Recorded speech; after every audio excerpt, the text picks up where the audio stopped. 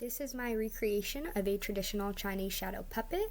It represents a female character identifiable by the small, pointy feet inspired by the bound foot tradition, and I designed the puppet based on an image I found online, aiming to replicate its intricate details. I used Sharpies on a clear acetate sheet to recreate the bright colors while sticking to a basic color palette of red, yellow, green, blue, and a little bit of turquoise. The color choices align with traditional symbolism, with red for bravery and green for untrustworthiness. Since this puppet does primarily have red with small green accents, it reflects both courage and some complexity. The puppet has 9 joints: shoulders, elbows, wrists, torso, and legs, which allow for a range of motion. I also layered the arm and leg pieces on each side of the figure so that one side would be closer to the screen and it would add more depth and dynamics to the shadow, as well as just be easier to perform with.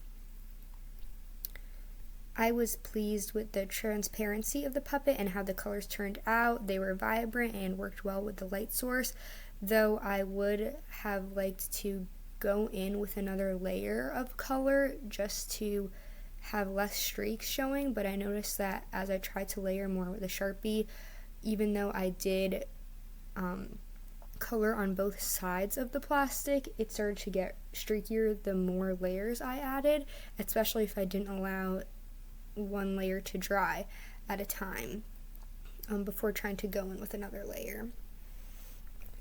And something I think I can really improve on for my next puppet would be the joints. Some got stuck or didn't move as freely as intended, and some joints kind of got in the way of other parts moving, such as the torso joint getting in the way of the movement of the arms. Overall, I think my biggest fail was my overall performance of the puppet.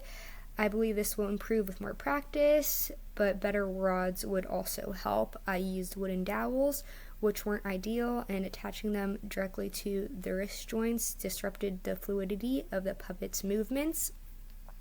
Adjusting the rod placement could make a significant difference in the future, and just overall practicing with performing with shadow puppets.